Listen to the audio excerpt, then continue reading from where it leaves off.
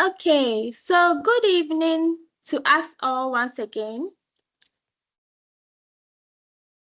Mine, Deborah Oforidate. Yes, good evening. And I'm a digital skills training supervisor with the Institute of ICT Professionals Ghana. And I'm so happy to be here with you today. And we are here to learn about a very important topics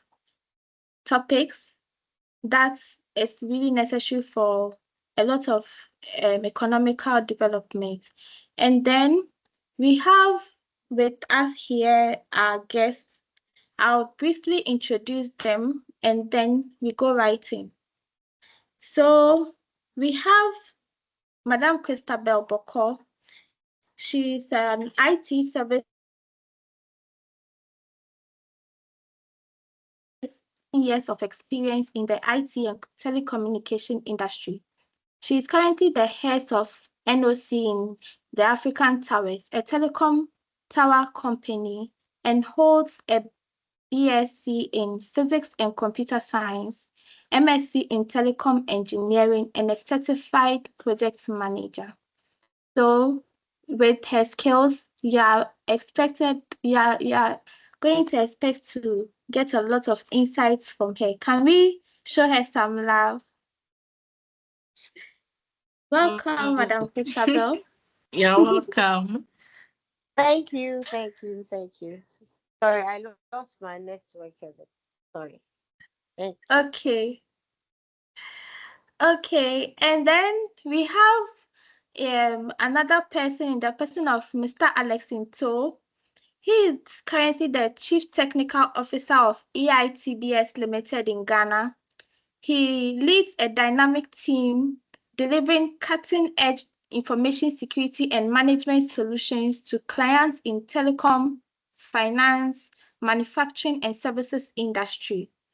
His work experience spans German-speaking Europe with assignments in France, the UK, Nigeria, and Algeria. Since 2018, he has worked with graduates straight from the university with degree in IT. Whilst he helps them to settle into the company, he trains them with soft skills as well as technical skills. He then continuously monitors them and helps them to improve both skills. From his perspective, this is a continuous process. And some of his employees have since moved successfully to banks, gone further to study or work abroad, and which is an indication of his success in this area. So, can we show some love to Mr. Alexinto and help him feel welcomed in our meeting this evening? Welcome, sir. Welcome. And those are not all joining us this evening. We have two other very important guests in our midst. We have Madame Dorothy Kluche. She is a digital skills training and deputy lead instructor at the Institute of ICT Professionals Ghana. She is passionate about bridging the digital divide through hands-on training in coding, animation, and essential computer skills. She is also the creator and host of Dear Parents, a podcast that guides children in today's digital world. Her work champions inclusive education and practical teaching, practical tech learning beyond the classroom. So, can you show some love to Madame Dorothy Kluche and help her feel welcomed as well? Okay, and then we have Madame Sauda Jones. So Sauda is a 20-year-old marketer and a student of the University of Professional Studies. She loves reading, she loves engaging in adventurous activities, and she's also a very religious person. And her sole aim is to achieve success both in this world and the hereafter. Let's show some love to Madam Sauda Jones. Help her feel welcomed. And welcome. yes. So So we are so happy to have you all here this evening, and to our guests who have joined us. We are welcoming you here officially. Our attendees who have joined us, you are all welcomed. I hope that you are able to learn something and also ask questions through the Q&A option or send in your messages to the chat. So we'll be hoping to hear your perspective as well. Thank you. Now, we wouldn't waste much time. We'll go right in. So before we leave here, or by the time the session ends, this is what you should expect to get right. So over the years, for a long time now, there has been this skills gap when it comes to fresh graduates coming out of the university into the corporate world. You'd expect that someone who has gone to school for like 4 years, who has been going to school for almost all their lives, would have certain essential skills, at least from the perspective of employers, from the perspective of managers. And we realize that most of them come out and they do not have these skills that we deem basic. And we begin to question ourselves, what can be the reason? So today we want to go into the psychology of these groups of people, the new graduates that are coming out. We want to get their perspective. What could be the reason this is happening? We also want to hear from seasoned professionals, from the managers, the CEO, those who have been in the industry for long and have been hiring and have been faced with these issues. We want to also get their perspective, what they think the problem could be, and what solutions we could offer to ensure that this is improved in the long run. So I would like to start with, I think ladies first. So I'd like to start with Madam Christabel. Madam Christabel, there's one question I want to ask. Maybe you can start with sharing your personal experience as a manager, as someone who has been in your industry for this long, and as someone who has experienced these things, who may have encountered graduates coming out without the kind of skills that they are expected to have. Can you share with us a bit of experience for us to get that context? Yes. Okay. Thank you very much, Deborah. So I'm happy to be here. I'm glad that I have the opportunity to share my experience so that people can also learn from it. It's quite unfortunate when we are coming out of school, or when we come out of school. The real world is it's like it's a big difference. Because in school, I know sometimes you have project work, so you need to work with people, so you try and adjust, but it's mainly you. But when you come out, there are a lot of things that you experience firsthand that the school does not adequately prepare you to meet. In my line of work, I speak with customers a lot, and Okay. managing them is one, and then managing your team that is much younger or with a lesser experience is also another. So with time, you learn on the job. That is one. So you make mistakes, and then you learn. Yeah. So one thing that has helped is you having an open mind and being willing to learn. So if you come out and you come like, oh, I'm a graduate. I've seen people come for national service and they say, oh, I came with a degree. So like, yeah, I can do the job. But it's not all about having the technical know-how. Trust Okay. me. Going about it is a different thing altogether. You might know the technical know-how and all, but there's an issue with the customer, and the way you communicate it, the tone with which, the agency with which you communicate it, all counts. So you come out and you're, yeah, I know everything, but you realize that In actual fact, there's a lot more to learn. So you come out and you have to be willing to learn and unlearn. So there are certain things this is how I used to do it. But for the job, it is not the right thing. So you stop that and learn how to do it like this. So you have to also to be flexible, not being rigid. You have one way of doing things and you can't think outside the box. So interestingly, in the real world, you are offered that opportunity. I also say for my people who go to church and are active in church, church is a very good place to start when you are young, because nobody's actually holding a whip on you or is going to punish you if you make a mistake. I mean, in church, everybody is pardoned. So you take up roles, you learn from there. It gives you that experience by the time you come out. You know how to manage your way in probably the corporate world, because the church is also almost very formal, like in the workplace. So, and I also think there are opportunities everywhere. So, being open to learning no matter where. I think for learning, it doesn't even have a place. It doesn't have to be a school. You can learn from a child. You can be going somewhere and you just watch somebody and you pick up one thing or two. So you have to be very open-minded and willing to learn anywhere and everywhere. Everything should be an opportunity for you to learn. And when you come out, I feel it shouldn't be all about I'm out now, I need to make money. No, no, no, no. Because I think that's a very, here, what would I say? Yeah. You're limiting yourself.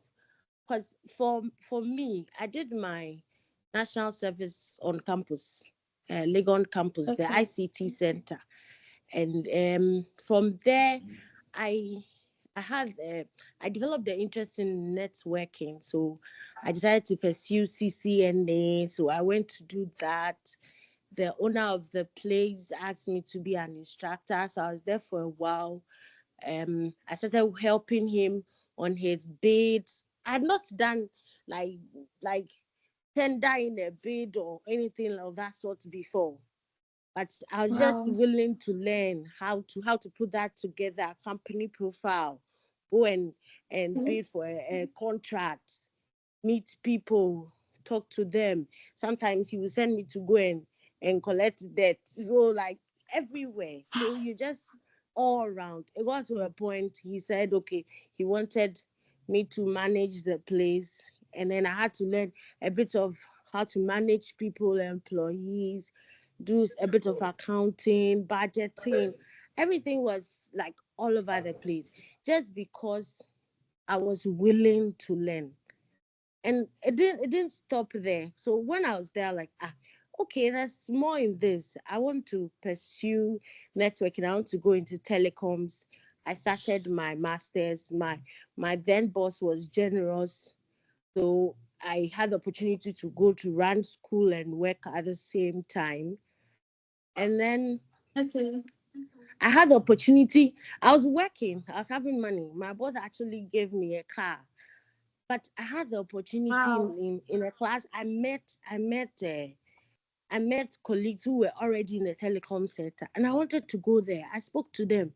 He said, "Charlie, job day." He says, "Oh, job no day, but you can come in as like a attachment, sort of."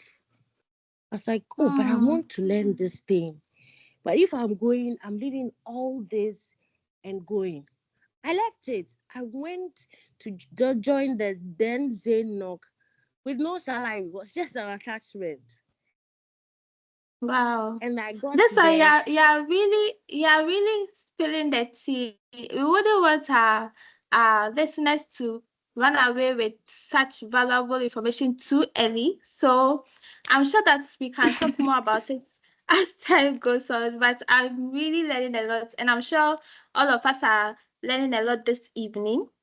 And one thing that struck me when you were speaking was about the fact that a lot of the new graduates come in and they straight away expect to be getting big money, to start like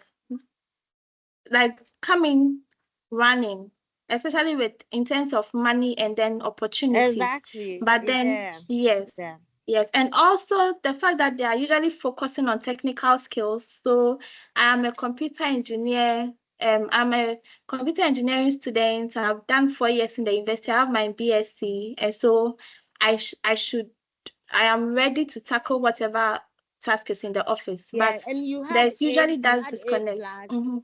Usually those who have Okay, A yes, plus, they plus. are on top. So like they are Yeah, so good. yeah, Exactly. yeah. Thank you. So Thank you. I you're hope, welcome. yes. And I hope we are all taking notes, because in the Q&A, you can send in your questions, you can put in your comments, whatever you want to add to the discussion, it will be read out for all of us to hear. Thank you, Madam Christabel. We'll come back to you. And still in the Yes. spirit of getting to understand our experiences, especially as an employer, as a CEO, or as a seasoned professional, we would like to hear from Mr. Alex Nto, his experience too, as a professional, as someone who has been working with new graduates, who have been working with new professionals. What has been your experience in this regard? Is it true what we've been hearing, that there's a huge gap in terms of skills with graduates and then the job market, or that is actually not true? From your experience, we want to hear from you, Mr. Alex.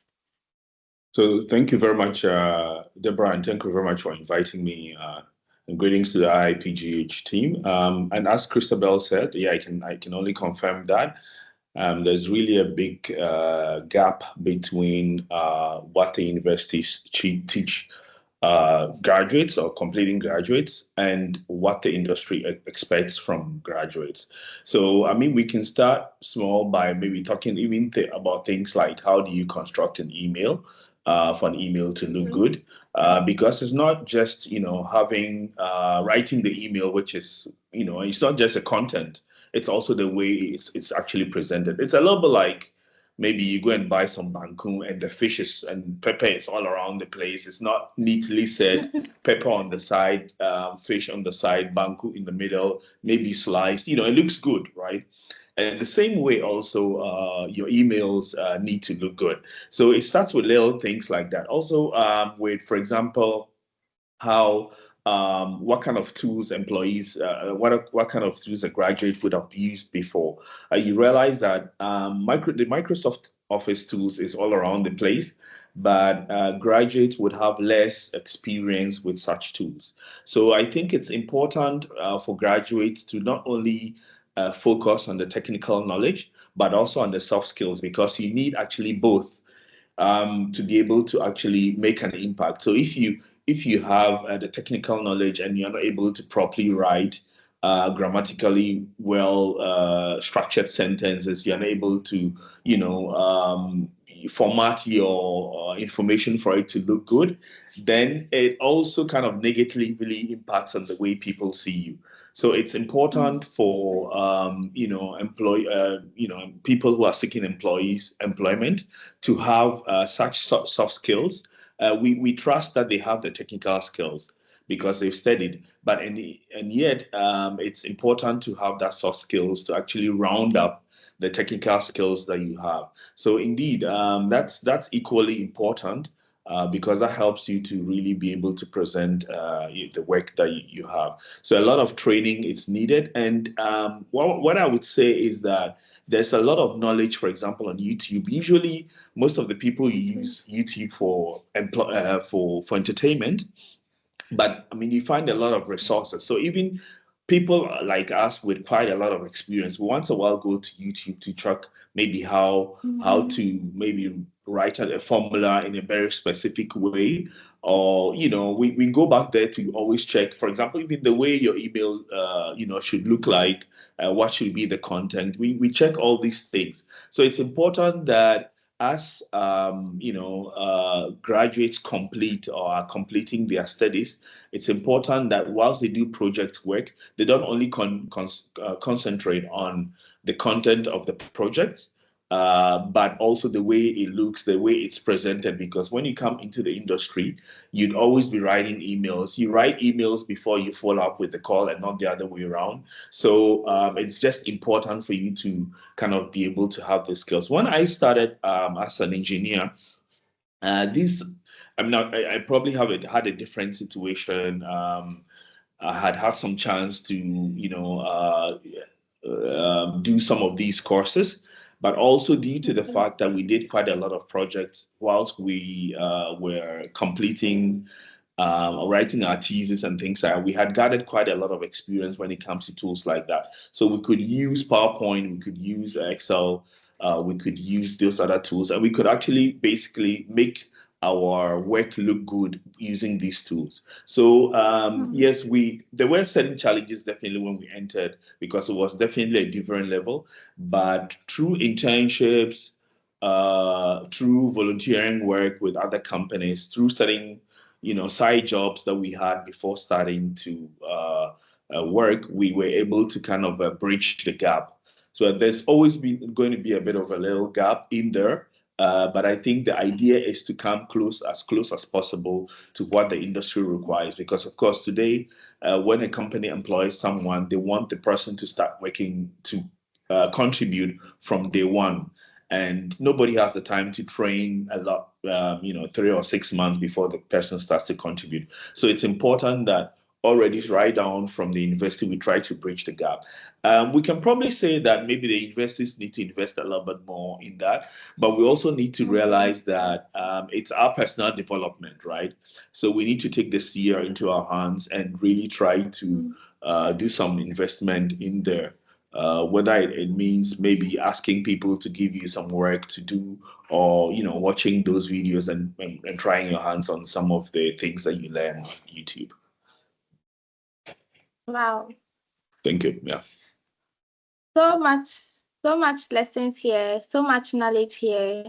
Personally, what I'm going to take away is that I'm never too experienced to still learn. Because one thing you mentioned was that even as a seasoned professional, once in a while you still go on YouTube to go and check up certain things, to go and learn new ways of doing things, new ways of presenting information, or new skills that you may need at a particular point in time.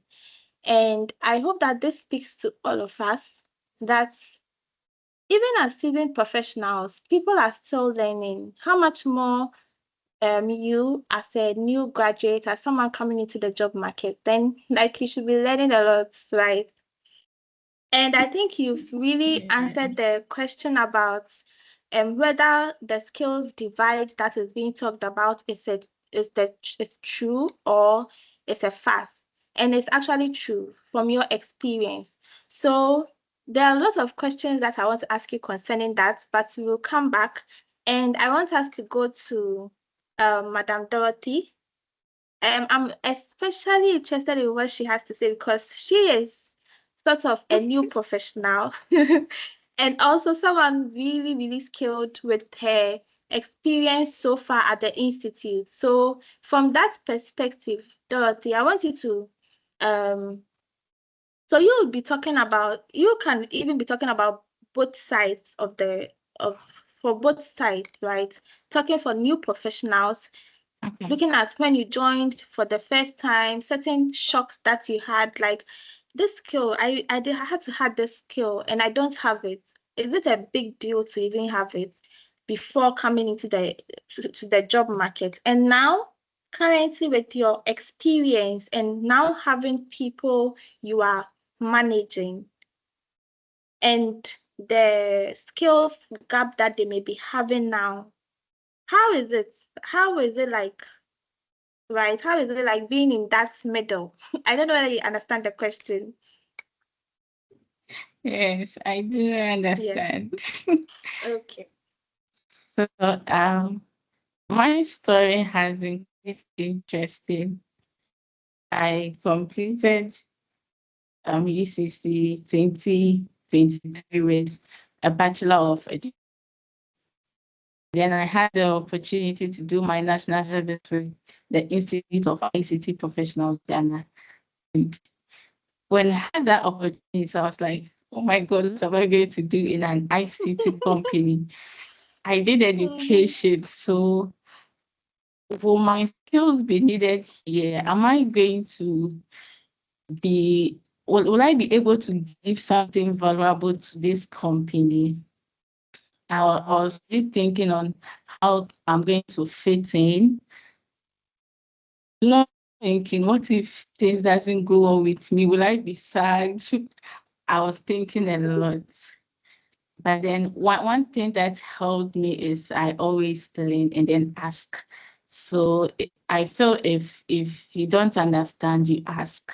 If you are lost, you ask. I would always ask my superiors, what should I do? What's the way forward? And they'll gladly help me out.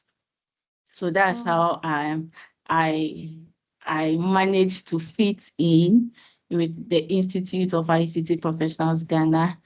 And I noticed as I was adapting, gradually adapting, I was giving rules and I was like, hey, Dorothy, you have been giving rules like this. All because I was learning, continuously learning to catch up. Along the line, I thought I was doing too much because I enrolled in so many courses just to make sure that I fit in. I enrolled in digital marketing, data analytics, leadership courses.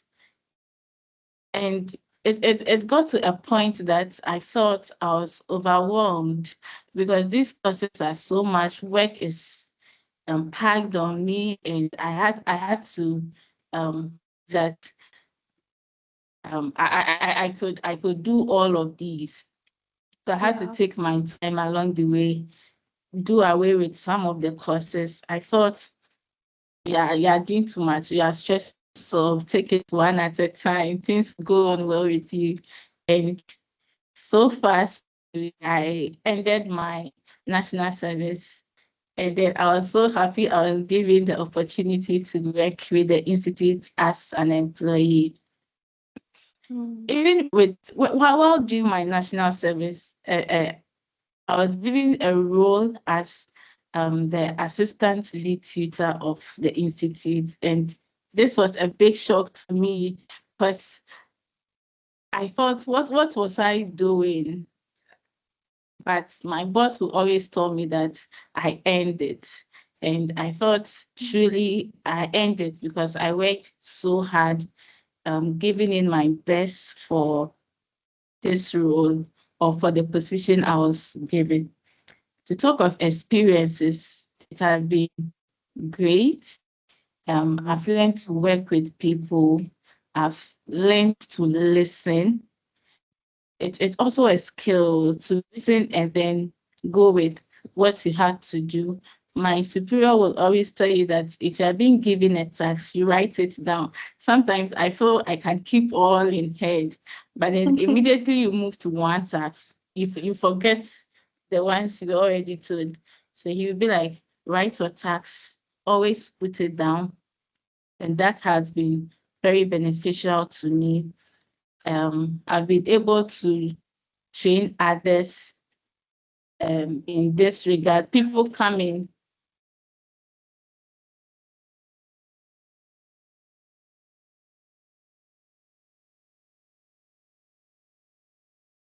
Hello, Dorothy.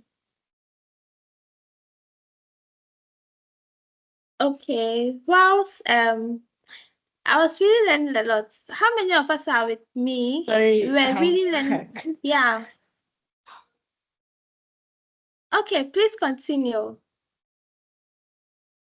So I'll say I've learned a lot from IPGH. What surprised me, I think some months ago, was when new national service came in and female.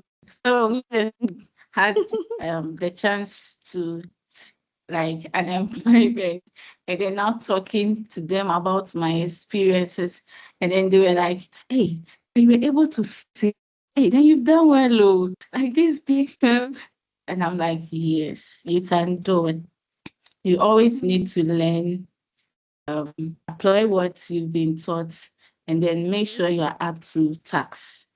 And Mm. that is it's so far. Wow, wow, Dorothy, thank you so much. Mhm. Thank you so much. I picked a few nuggets from what you said, and one thing that I want every one of us, especially those who are new into the professional world, is that you should never stop learning, right? And it has been ringing Yeah. throughout, Madam Christabel, Mr. Alex, and then Dorothy saying the same thing. You never stop learning. You should remain curious, always upskilling yourself to make sure that you remain relevant or you even become relevant to the type of role that you want to play in. And then one very important skill that we overlook nowadays is how to manage our tasks. So she gave one important tip, that is writing down the things you intend to do so that you do not forget. Thank you. And then that brings one question that I would like to ask. I would like Madam Christabel and Mr. Alex to think about. I'll come to them for them to answer the question. That is, there were certain skills from what Dorothy was saying, there were certain skills that she had to learn on the job. And she was able to learn because the employer she had was patient and understanding enough to take her through that training while she was working, right? And she also did her part by being willing to learn and then apply it to whatever task she was given. So, what will be your advice to other employers who may be a bit impatient or who may be looking out for already skilled graduates? Like, you should have this skill already, you should know this already, you should know this already. If you don't, there's no way we are going to pick you. What do you think about it? Now, Dorothy has become a very useful asset to the organization she's working with, to her employer, because of this patience, or maybe not. Well, I would like to hear your thoughts about it, whether it is something all employers should consider or it's a waste of resources. So please think about it. I'll come back to you. And we got to Madam Sauda Jones. So I think Sada will also bring a very fresh perspective here, especially for new professionals, because she is currently a new professional. She's been with the institute for a few months now, and I'm waiting to hear her experiences. So, Sada, I want you to talk for you, be the mouthpiece for the new professionals here. Like, how are you usually taking when you you you are like you realize that you do not have the skill, or your employer or your manager realizes that you don't have the skill and is a bit impatient with you or understanding? Do you feel that, like, there's no way I'll be able to learn this whilst I'm in the university? How did you expect me to know this? Like, it's because that's why I'm here. Or did you think that, wow, I should have known this, beating yourself up, that why didn't I know this? Why didn't I learn it before coming? Well, we want to hear from you so that we'll be able to better understand the new professionals that are coming out. Yeah. Thank you so much for the opportunity. So, back in school, back in uni, we don't do practical. We do a lot of theory with the course that I read. It's a lot of theory. So coming into the corporate world, this is my first time in the corporate world doing my national service with the Institute of ICT Professionals. I have no background in ICT from uni. So coming to the corporate world, this the first half of the year, it has really shaped me a lot because I've picked up one or two things, even though I'm still learning. I'm still learning. Anything that I find challenges with, I ask my supervisors to assist, and I ask a lot because, like Miss Christabel said, you learn on the job. You can't always be perfect. So yeah, I whatever I can do is either I ask and be taught, or I go on the internet and research more about it on YouTube or Google. So basically, that's what has been taking me through all this while. Thank you so much.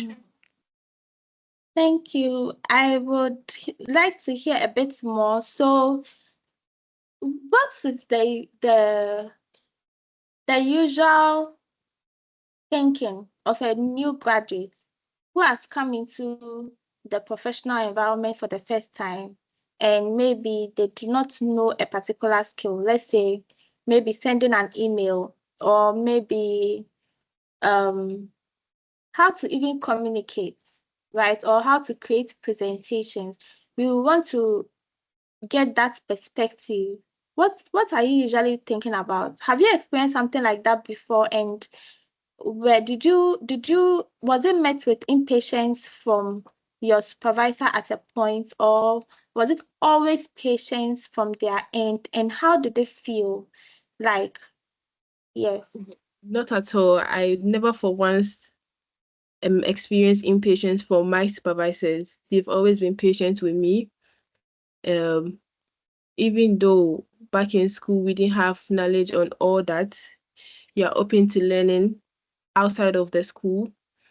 And also, like I said, you ask a lot and you'll be taught. So if with communication and all of those soft skills, you learn from the people that you work with, you learn from the outside world, you learn from everywhere. Yes, please.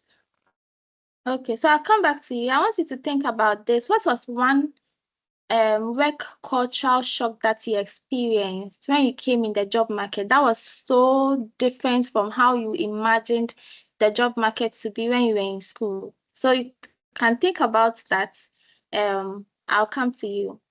So we've been able to hear from both sides perspectives in terms of being an employer, in terms of being a manager, in terms of being a new professional, or someone who has been in the job market for quite a number of times, for quite some time now.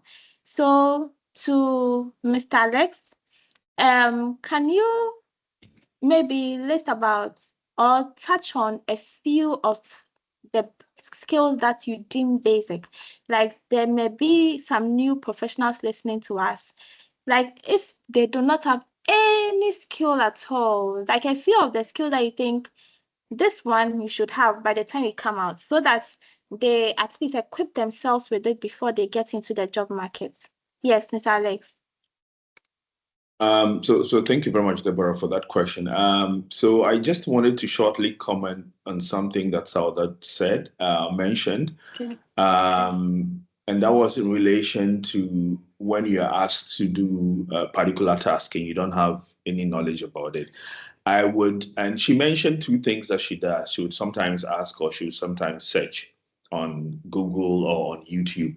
And I would say that my first shot would be to go and research on Google on my own. And why I say that is that, one, it makes a professional impression, a better professional impression when you come and ask a more complex question. Because of course, when you do your research, it gives you a good basic knowledge. So even when you go back to ask a question, you ask a more technical or more specific question, a more advanced question, which makes you look good, right? The second thing is that, of course, it helps you to develop this culture of research, of finding out how things work.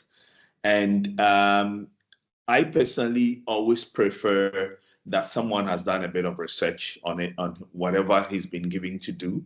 And I don't expect him to know everything, but I expect him to do some initial research, him or her to do initial research, and come up with more specific topics. So kind of like a little bit more intermediate or advanced in terms of questioning. So that's what I would expect. Now, to come back to your question,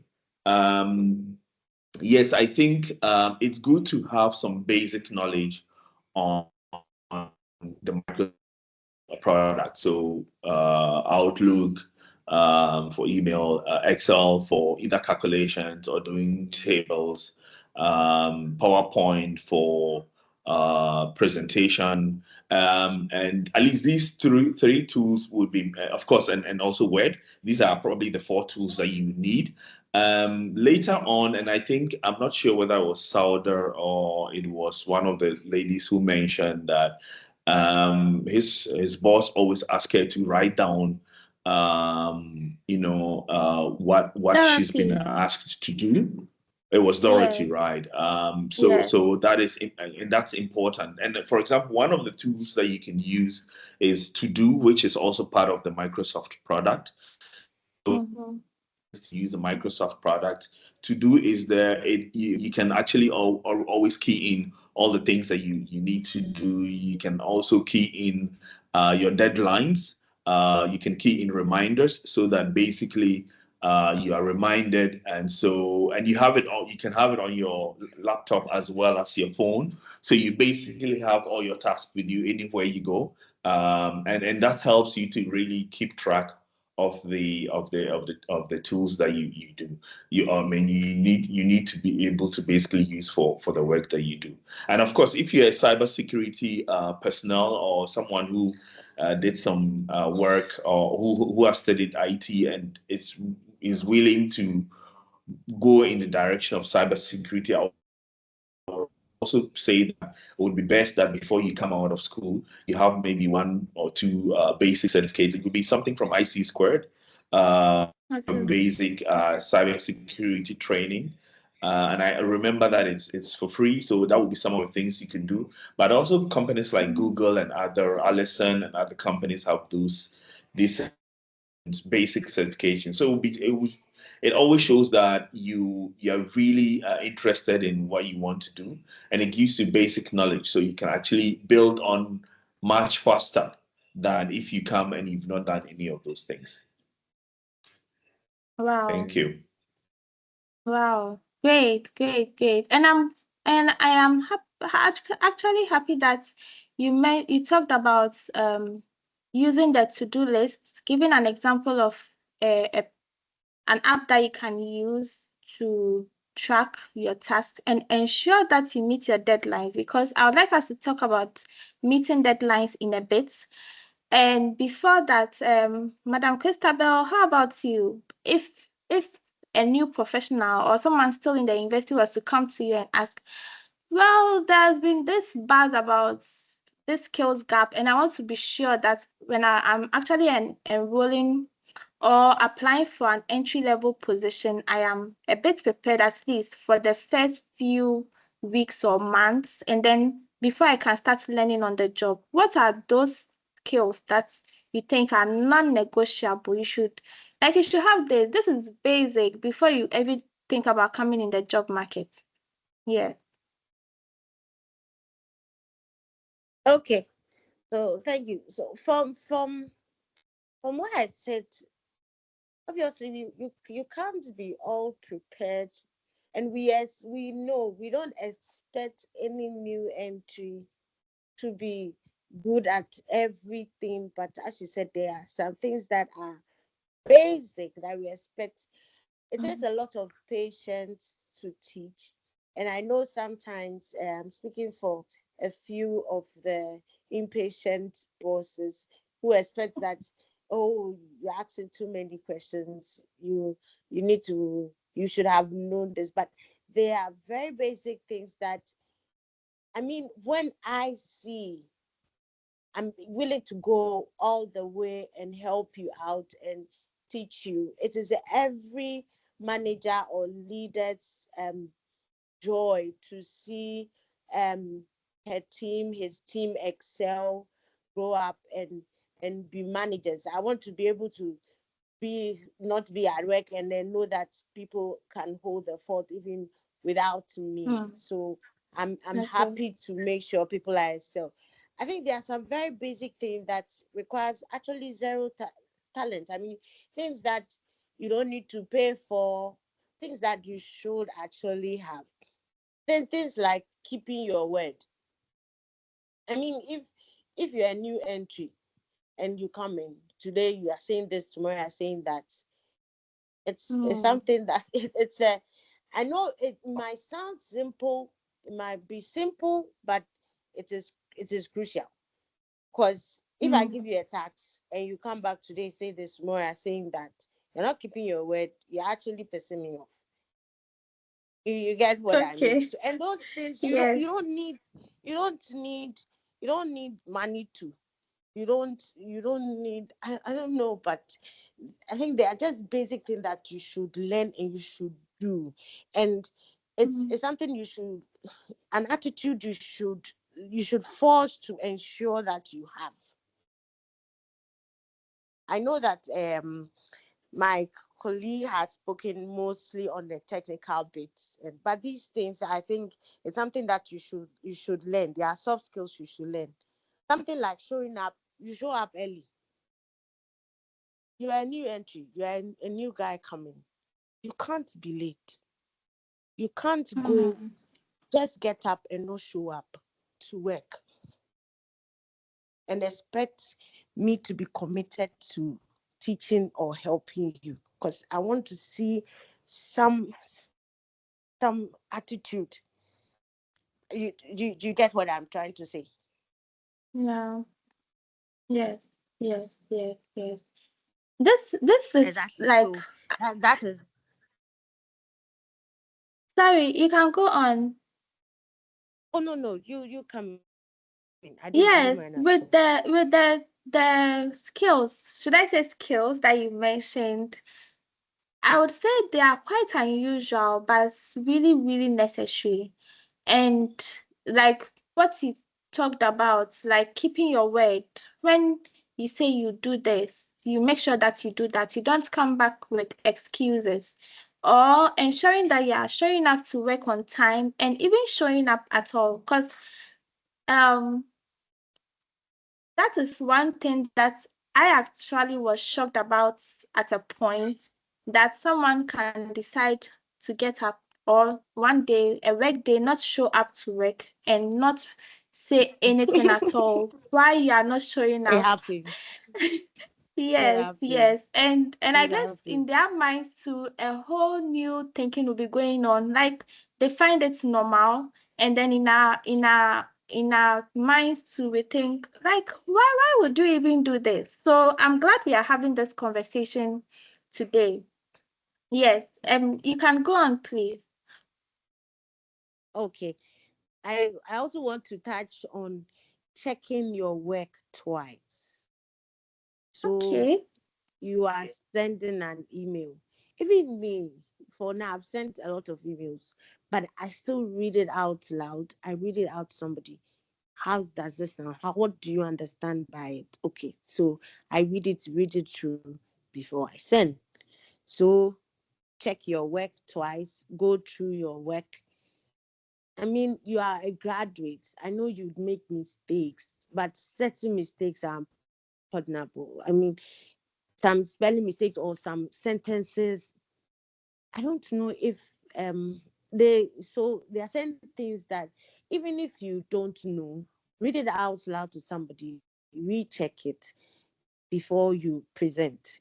Because for Mm. the 10% impatient leaders and bosses, I see the work and I'm seeing some bogus English and I'll throw it away because I feel it's Mm, not worth reading. Or maybe mm, I even see your email and the body and the subject is different. I'm like, how does this okay. happen? I mean, you can't be telling me something else in the body, and then the subject is something else. Mm, So mm, there are things that, some things that you just expect that people should know. okay. You get what I mean. I know, Yeah. I know. Maybe at my level, I'm expecting people to know, but it might seem basic. But okay, I have this also. So you give in your all, giving 110%. We want to see your Mhm. commitment. We want to see your commitment. If I see you are committed, trust me, I will help you. I'm sure Dorothy, everybody was willing to help Dorothy because she was showing up on time, she was committed, she was willing to learn. Mhm. So when people see that, they want to go all out for you to make sure you succeed. Yeah. Yeah. Okay. Wow. And then taking feedback. Some people don't Okay. take feedback well. I know some bosses and leaders can be rude, but trust me, at some level, take it and learn it. No, no matter the shape or form it is presented to you, you are a new entry, and you say, why should my boss talk to me like that? I know it should be a work culture that you respect your subordinates, that mutual respect should be there. But people have various temperaments. You get me? No matter Yeah. what, that person has something to teach you. So, the tone, just take what the essence of the information and go away. It is not personal. The person probably had some personal issues at home. Forget about it. Take the bit that applies to you and just go and do it. Wow. So I think I have quite there are some, and then so that is about feedbacks. And then the little gossips in the office. I mean, if you're a new entry, it's not necessary. I mean, for you are now coming to find your footing. I don't think it is good for you to get involved in the office gossips. And then also, I think people come in and they hear the gossip and they try to make an impression of everybody there and then start relating with them badly. So you come and say, this person is like this, he does this like this. So from that, you also begin to act up. That is not for you.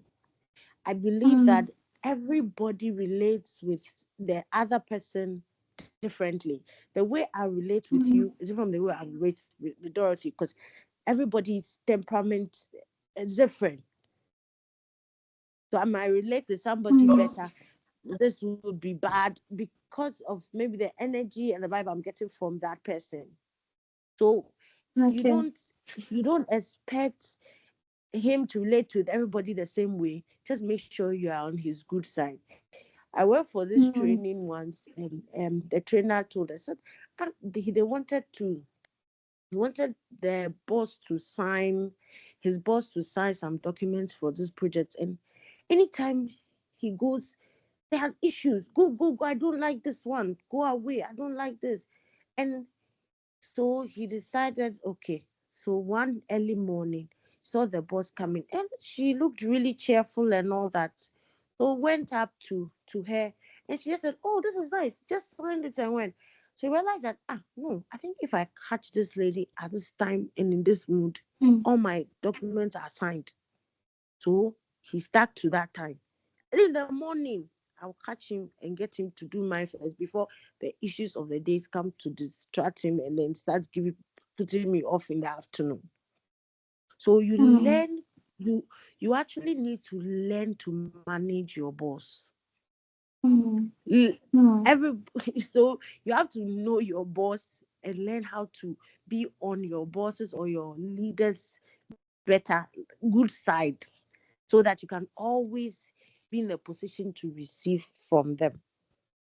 These are things, they are very basic, but I believe that they are things that helps a lot in the corporate world. So yes, so for my side, that's what I have to say. Wow, and lots of learning going on here. And in case we are just joining, just to summarize what Mr. Alex and Madam Christabel mentioned when asked about certain skills that are non-negotiable. Well, we have learning how to craft a very good email, like learning how to write a good email, putting the subject where it's supposed to be, even including a subject at all, and then how the body should be, everything about like writing a professional email, and then learning some basic word skills, Excel, PowerPoint, they are non-negotiable. And then we have keeping your word. So when you say you're going to do A, you make sure you do it. showing up to work early and always, and checking your work twice or multiple times to ensure that there are no errors or minimal errors, showing exceptional commitment, taking feedback with grace, and then ensuring that you are not engaging in office gossips, and then knowing your boss and then managing them well in order to receive from them. I think there's a term for that. That is managing up. We are so grateful for these tips that you have given us this evening. And as a follow-up, Madam Christabel, you mentioned something about certain things that people do that irks you, that annoys you. Mr. Alex, do you have any of such? Are there certain things that employees or new professionals do that annoy you and you'd want to speak to that? So maybe they check it or they see how they can manage them. I think one of the things that, thank you very much again, Dorothy, for that question. And I want to side with Madam Christabel. For example, when people have a task and they have a deadline and they let the deadline actually expire before they come back to tell you that we have challenges or explain to you why we are not able to do the job or not finish on time. I think this is something that should. Pardon me? I couldn't hear you. Sorry, I wasn't saying anything. Oh, okay. Okay, so there was some noise in the background. So what I was saying is that basically we give our employees tasks, and usually we give them also a deadline. So when we need the task completed. So if the task, the deadline expires without the task having been completed, and also you haven't informed your about what kind of challenges he had, and you wait until the task expires just about to expire before you approach your employee, it is not a good practice. If there are challenges, you should actually look at these challenges, address these challenges well before before the task that you've been given expires, because then maybe your boss would also have another deadline where he needs to submit something to his boss. And if your work is not completed on time, it means that his work is at risk basically to be completed on time. And so we want to make sure that when we have a task, we write them down. If we have challenges, let's actually approach whoever supervises us and let's look at the challenges on time before the deadline expires. The second thing is punctuality. So punctuality in work, doing all the tasks that if it's a phone call, you need to call someone. Make sure that you call the person on time and at a good time, and make sure that your boss gets the feedback. So we've had situations where sometimes the job has been done, but the feedback was not giving that the job has been done, and this was the result of the job. So these are some of the things that we need to make sure that we are acing as new graduates, that our work is done. Reliability is a very important a very important issue here. Thank you. So yes, so from both answers, two things stand out here. That is not going back on your word, or like ensuring that whatever, when you say you do something, you make sure you do it. And that brings about the topic of deadlines. So when you are given a task within a specific time frame, and for one reason or the other, you realize that you may not be able to complete it within the specified time, you ensure to reach out as early as possible and then communicate. So that means communication is also a very, very important skill that must be learned.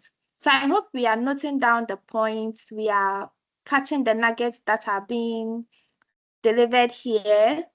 Okay, so Madam Dorothy, to you, What about you, as someone who came into the professional environment not too long ago, and as you also mentioned, you had a background in education and then moving into IT. If you were to advise a new professional coming in, what are some of the skills that you would advise them to have that are non-negotiable? Okay, thank you for the question.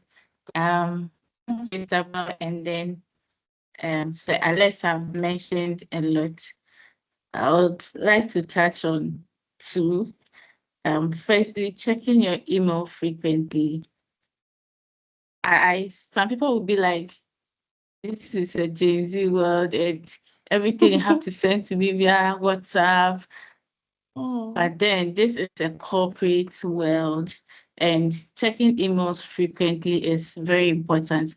Initially, I didn't see it to be a big deal why I should check my emails frequently until just this recent Xmas break.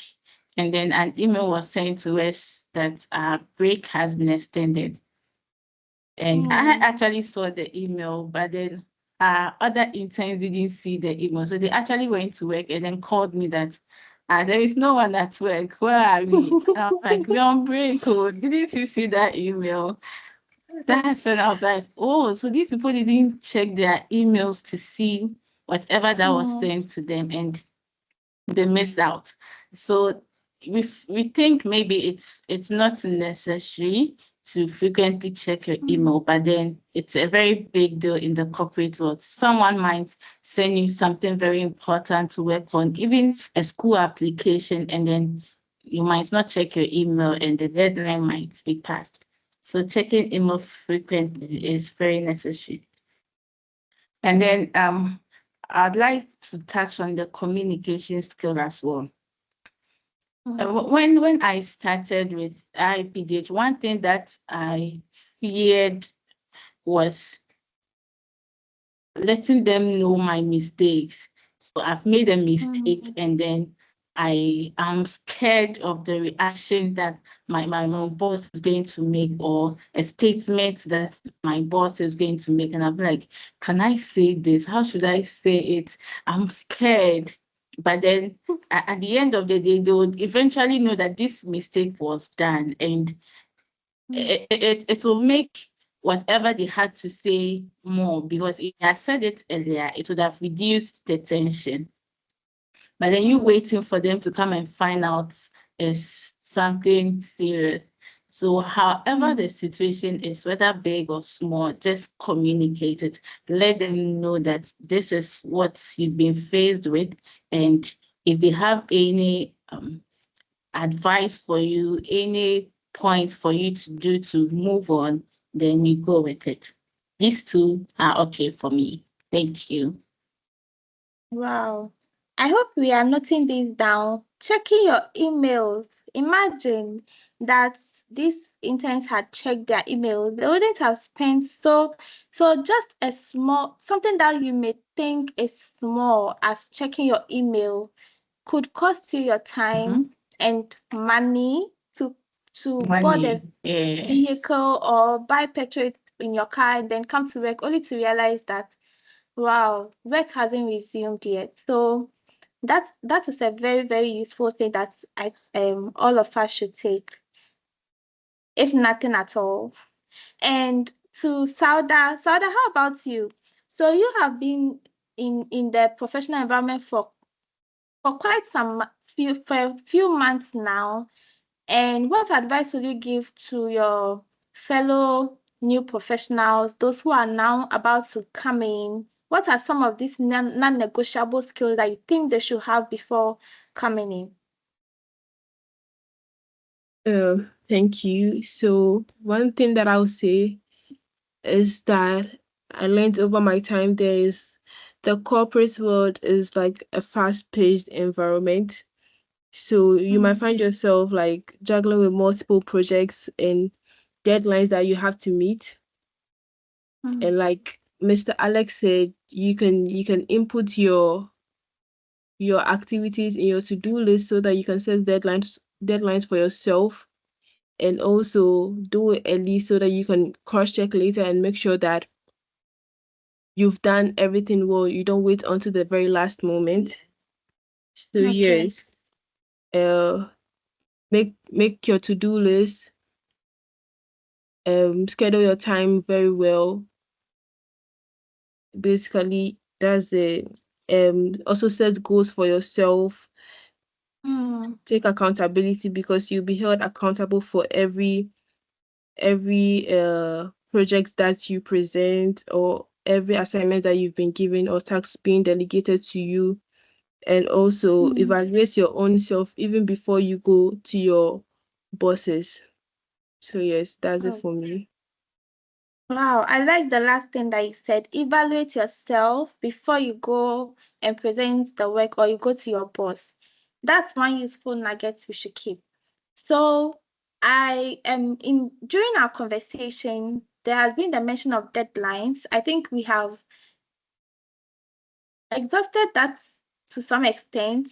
And then there was a mention of emailing techniques. So Mr. Alex, can you sort of give us an overview of what a professional looking email should be like?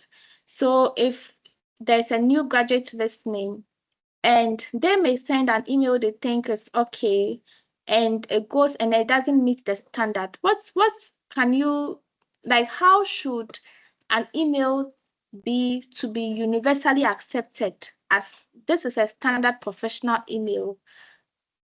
Yes. Okay, thank you very much for that question.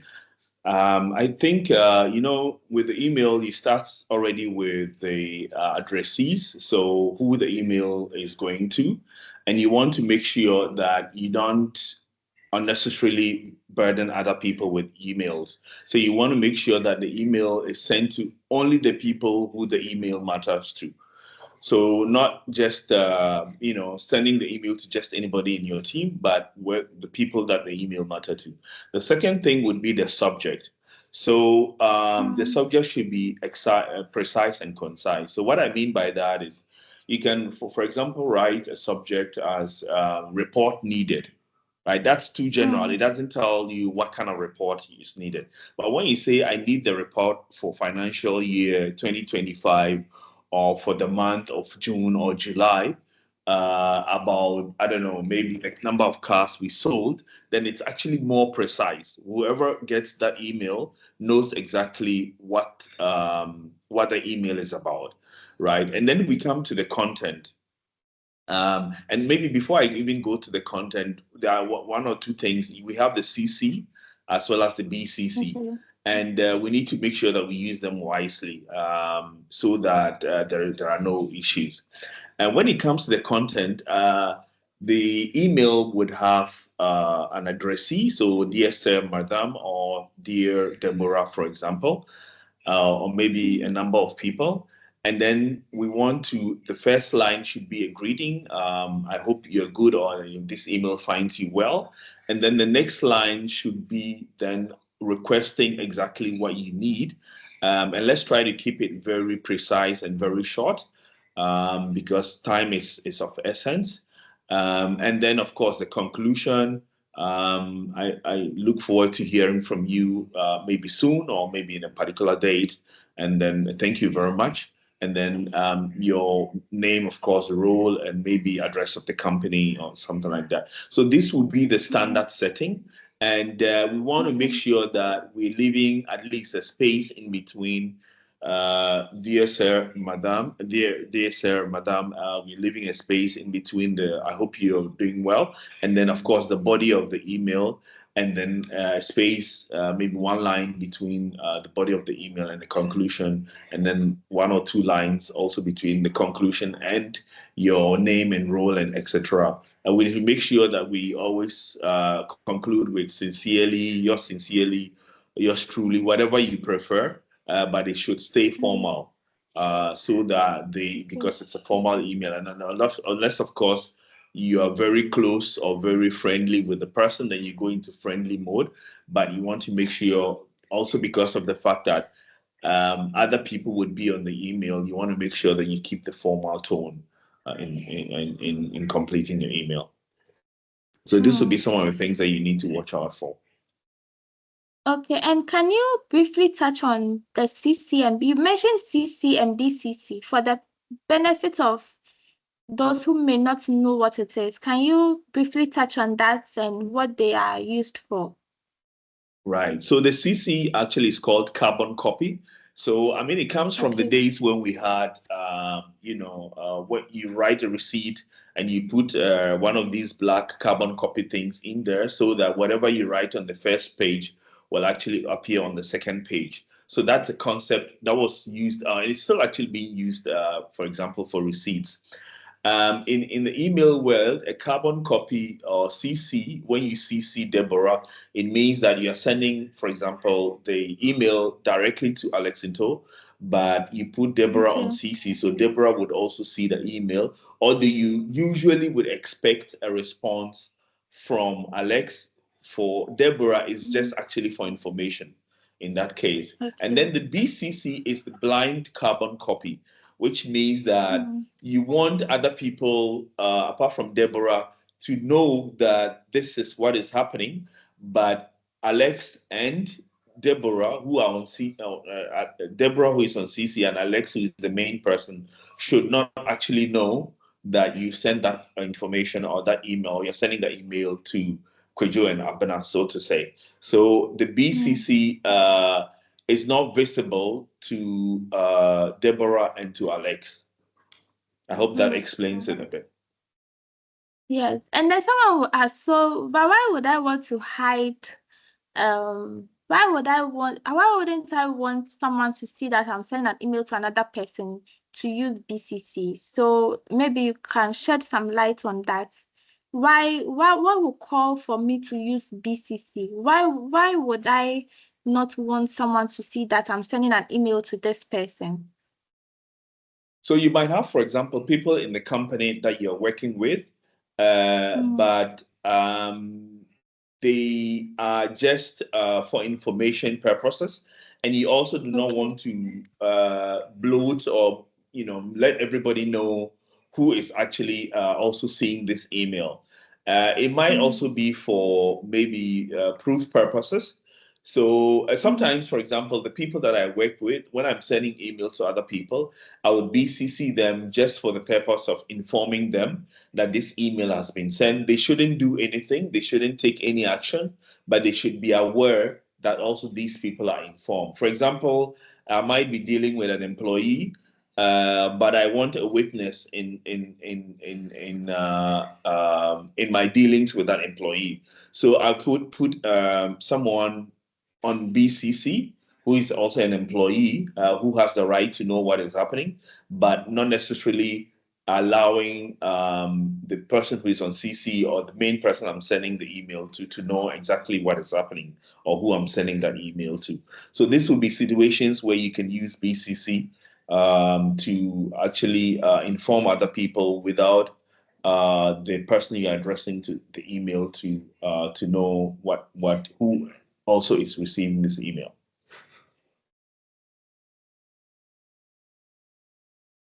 Yes. Yeah. So Deborah, over to you.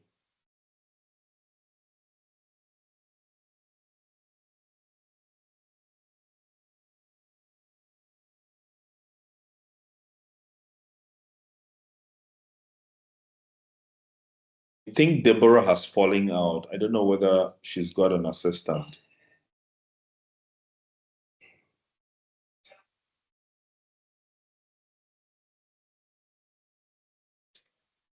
Oh, okay. Talking of emails, there's this very interesting, it was just a funny experience I got last week. I got an email from somebody whose name was Love, uh, something Nelson. So I'm like, okay, now I need to address the person because the person addressed me, hello, Christabel. Like, hey, am I going to write dear love or hello love? It sounded so. I ended up saying dear Mr. Nelson because I was like, it didn't sound professional. It sounded so weird in my head. So I had to just make do with his surname. It was so funny. I don't know. Is Deborah back? No, she isn't.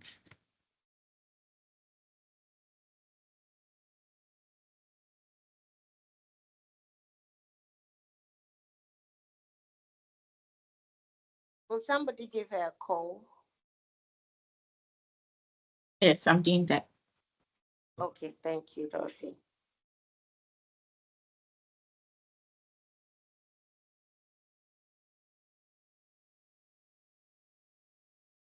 So, Christabel, that's a very interesting experience.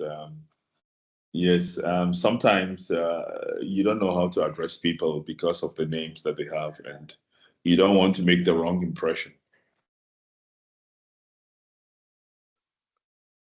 Yeah, I know.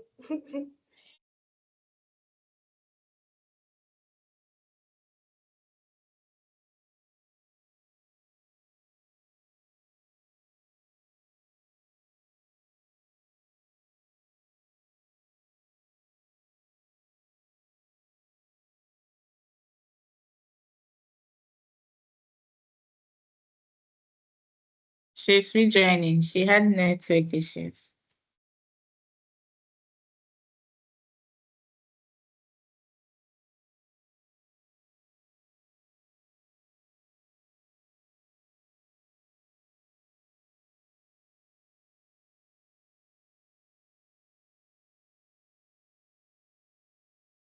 I'm so sorry. My internet misbehaved a little bit, but I'm back. I hope I didn't miss anything. Mr. Alex, you were speaking before I went off. Yes, so I think I concluded Okay, by talking about the format of the email, okay. introduction, Hmm, body, and then conclusion, and then information about who you are as a person, your role, okay. eventually address of the company or a logo or something like that. Yeah, and that's Okay. that's always. And you know, the other thing with the emails is that when you enter in a company, when they set up your email, you need to set up a signature, which is actually comes below. So your name, Alex Into, your role, and then there's something which is specific to the company. Maybe every person who works in that company would have that. That's what we call a signature. And so you also need to make sure that you set it up because it's a kind of a corporate identity of the company. Just like the logo is a corporate identity, you want to make sure that you're using that, you're setting that up so that all your emails would have that embedded. And there's a way of setting that up in Outlook. And I think your company IT would be able to help you to do that. Thank you so much. So I hope we are taking note of this very important last one that was mentioned. You set up your signature, especially in a professional environment, and it actually saves time because when you craft the email, you do not spend extra time now typing the best regards or yours faithfully or yours sincerely and your name and your title, and it actually puts you in a good light. So thank you, Mr. Alex, for that tip. And we would also want to look at volunteering and internships and the benefits of these. For this one, I'll pick from each and every one of you. Maybe we can use about a minute or two to touch on these. So, starting from Madam Christabel, what do you think about volunteering and internships? Is it overrated?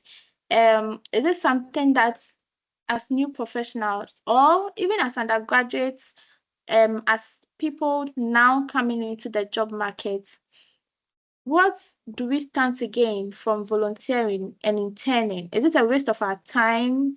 And what are some do's and don'ts when it comes to that? Okay, Dorothy, thank you. So one last thing that I just remembered on the email.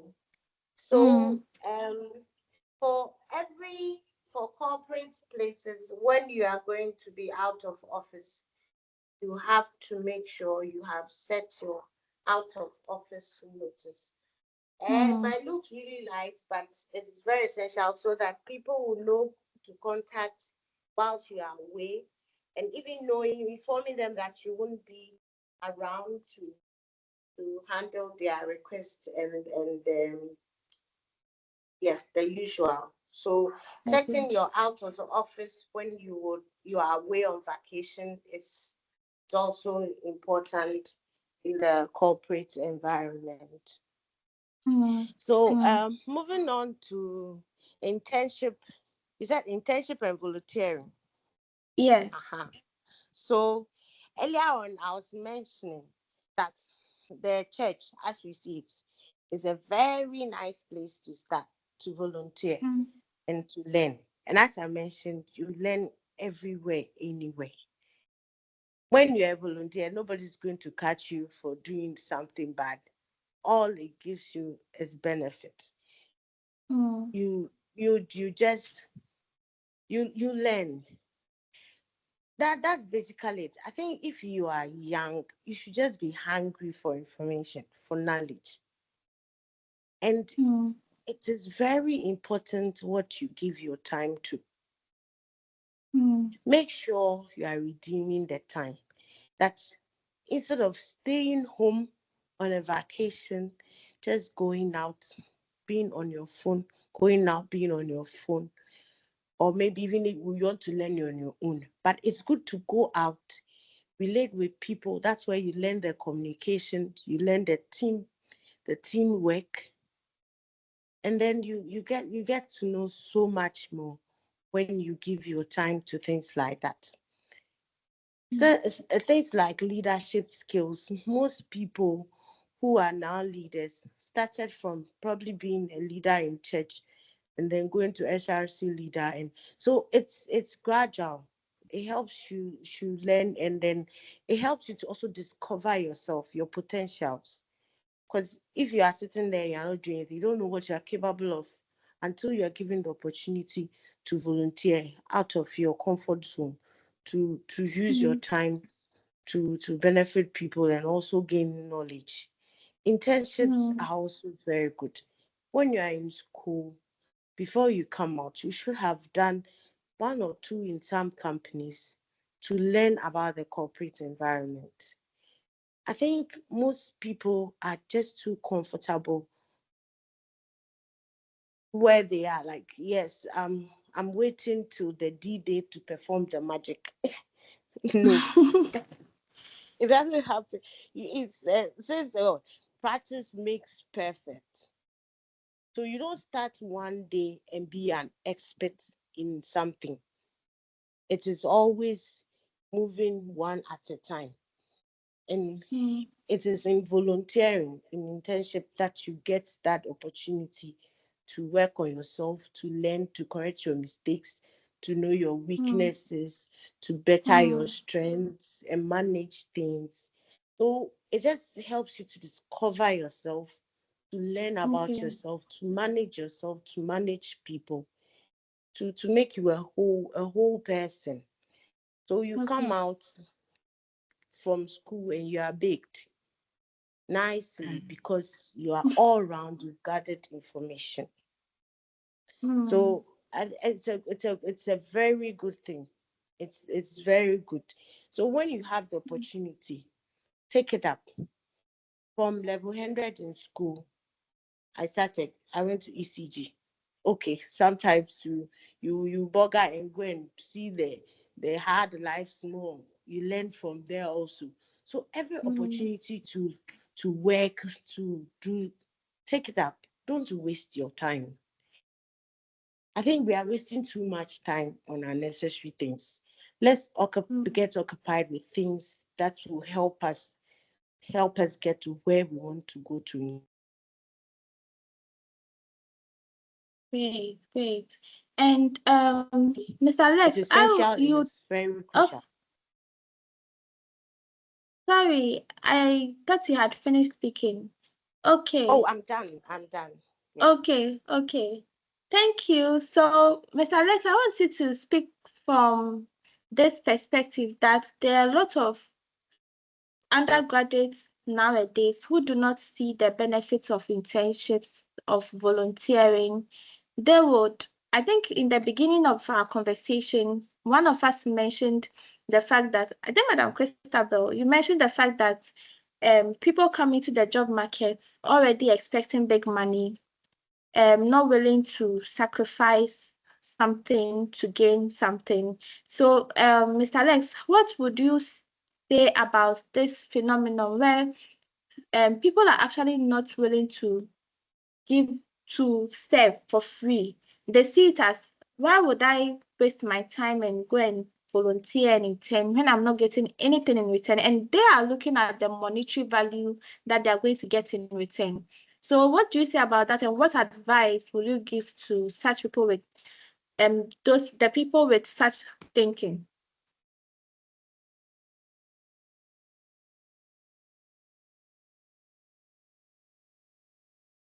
Okay, Dorothy, thank you very much for that question. So I think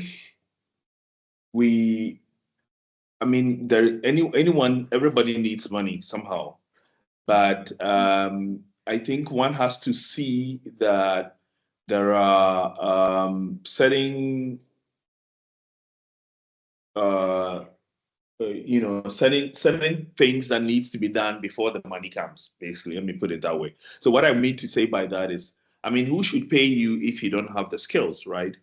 So it's important to develop the skills, and as Christabel said, one of the ways to really develop these skills is through through internships. The internships help you to really get to know what it is like to work.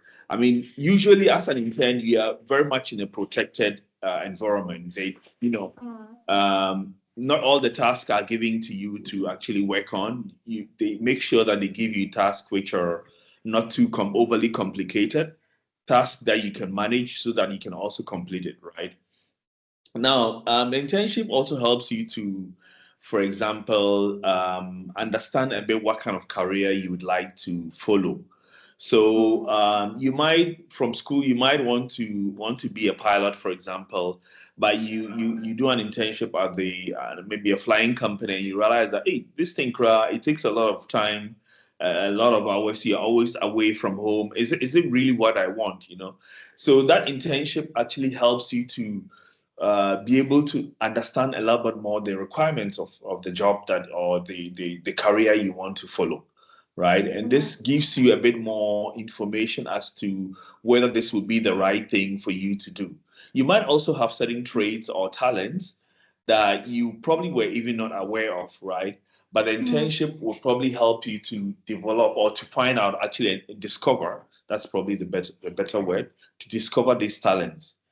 And then, of course, as you do internship, you meet people within the company. So it's also a good way to network, to get to meet people, and even to probably find your future mentors there. Because mentoring does not have to do with someone you work with in the same company. It could be also someone who works somewhere else, but it will also help you to probably find already a mentor, apart from the skills that you can develop, either soft skills or technical skills. All of these things can be learned whilst you're doing internship. So, and today, with the advent of remote work, you can also be an intern without even having to move, basically, to go to the office, right? And I think that if the company is not ready to pay you, I think it's best to understand maybe what kind of task you be given, what kind of work you're going to have to do, and then evaluate the value you are going to get from it. And then, go on to do the internship, even if you are not getting a stipend or an allowance, because definitely you would take something along that would actually help you for the future. And of course, maybe last and not the least, employees also look at how much internship you've done. And I would say that you shouldn't wait for maybe school to ask you, oh, this is the time to do internship before you go looking for internship. There are a lot of holidays, and internship could be 2 weeks, it could be a month, it could be 3 months, and you still learn a lot. So one should already form the habit of looking for these internships and participating in that, because it will definitely help you go forward.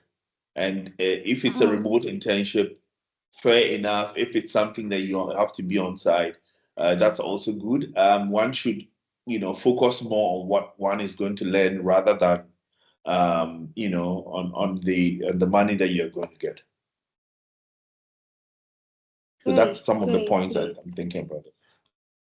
Okay, and then for Dorothy, can you talk about whether you have you ever volunteered before you officially stepped into the professional environment as a national service personnel and then as a full-time employee? Do you ever volunteered? And if you had, what skills or what benefits did it bring to you in terms of your experience when you started fresh as a national service personnel? And if you did not, how did it impact on you when you started working as a national service personnel? Okay, thank you. I have never volunteered.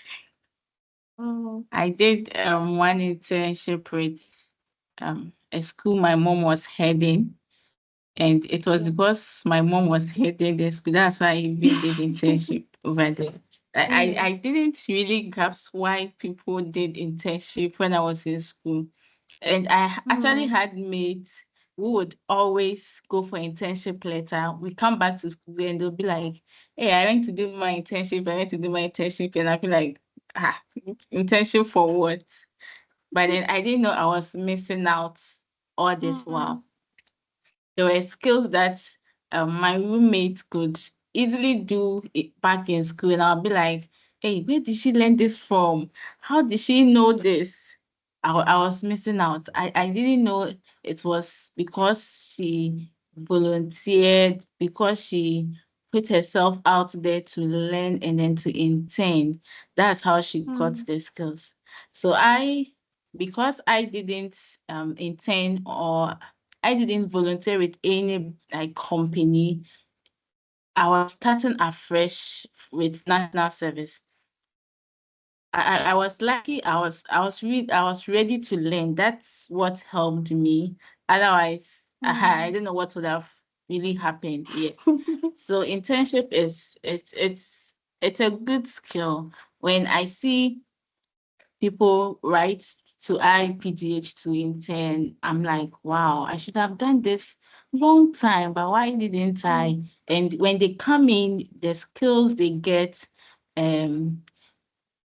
it's really amazing. So because I knew I didn't get this opportunity, I made my younger sister do that with IPGH. So when she finished JHS, I was like, hey, you are not going to sit in the house and then be watching movie. You are going with me to work to go and learn. And you could attest, she learned so many skills at a very tender age. And I would recommend anyone to go in for internship and volunteers. Thank you. And yes, I can attest to that. Like I was actually jealous. I was actually jealous of her sister because how is it that I didn't know about volunteering and internship when I was that young? And I was just telling myself the opportunities I would have had now, the level I would have been now may have been higher than I am at the moment. And I think it's yes, I really, really agree with you. It's a very important step that every single would-be professional should take before even venturing into the job market. If not for anything, there are certain skills that you would come to the job market with as a new professional, and it will set you way apart from your peers who never ever did that. Thank you, Dorothy, for that. And Sauda, how about you? Have you had any volunteering or internship experience before coming in as a national service personnel? And I would want you to give an advice to those yet to come in for as a result of your experience. Not yet. Actually, my national service is my first corporate experience. So since I did 2 years in uni, I'm hoping that by the time that I complete my national service and go back to school to complete my degree, I'll be able to go into other corporate world and learn from them also and experience more. Okay. Okay. So let's go right into social media distraction. This is also one other big area that we grapple with. And Madam Christabel, if you could touch on this, what has been your experience? Is this something that is rampant with the people, the new employees, or even general employees that you have encountered so far in your professional journey? And how do we tackle this? How would these people, what should they do to be able to overcome them in case there is something that has become a habit for them?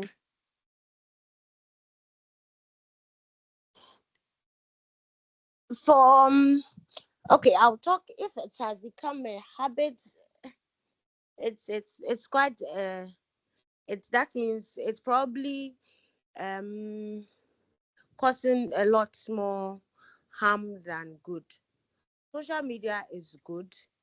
It can be fun when you are bored, but you need a lot of discipline in this modern world where discipline can be very difficult because the distractions are everywhere. You turn left, right, it is there. So it's becoming more and more difficult to be disciplined. For me personally, if I have tasks to do and I have written them down and I've actually prioritized them for the day, if I'm not done, I'm not looking at my phone. So writing it down and having the discipline to ensure you, or maybe okay, I have the discipline not to look at my phone. Somebody probably might not. Then I would suggest that you put your data off for that period. But that you might also miss something essential, maybe some important information on your WhatsApp that maybe needs your attention. But we need to be more disciplined. So let's be focused on the work. Once you are done with your tasks for the day, then you have all the time to do. For my team, I always say once there's work, we are working. If there's no work, you are free to do what you want to do. But if I need something and we are working on something, you can't afford to be distracted. For corporate institution to help their employees, I will suggest that you find your firewall, you close the Facebooks, you close the X, so that people are not able to do that on the laptops. Then probably you might do that on your phone when you're on your break. But yes, closing those ports so that people are not able to access them on the laptops during working hours. It is very disheartening as a business owner or a boss. You get into an office, there are uncompleted tasks, and your team is on busy on on YouTube or on it's disheartening, and that alone can merit you a suspension. We can have a query for it. I just feel that it's difficult to be disciplined in this modern world, but let's all try and stay focused. Even now, kids are getting addicted because we feel, oh, let me just give them the phone so that I can concentrate on what I'm doing. We are all wrong there, because then we are pushing them to do it. But sometimes you know it's wrong, but it's not an easy thing to do. But let's make sure that our tasks for the day, we are accomplishing them. Everybody is happy. You sometimes you realize that if you go to work and you actually don't do anything major, or you don't accomplish much in your day, you don't feel fulfilled. I mean, we should get to that level, because if you have big stuff on your task list and you're able to accomplish them, you close for the day and you are fulfilled. You feel, yes, I've accomplished something today, the main thing I have done.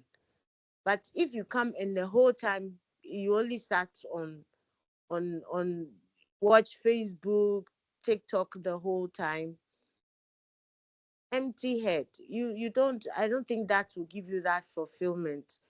So it's all about prioritizing and then being disciplined. Yes. Thank you. Thank you so much.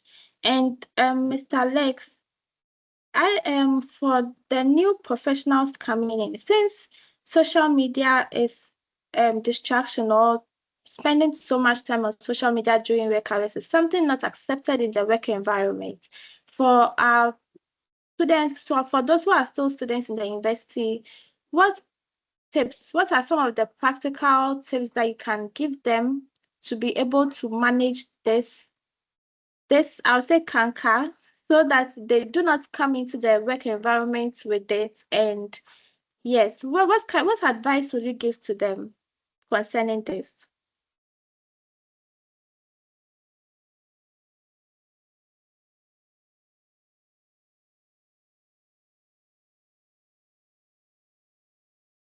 Okay, thank you very much, Deborah.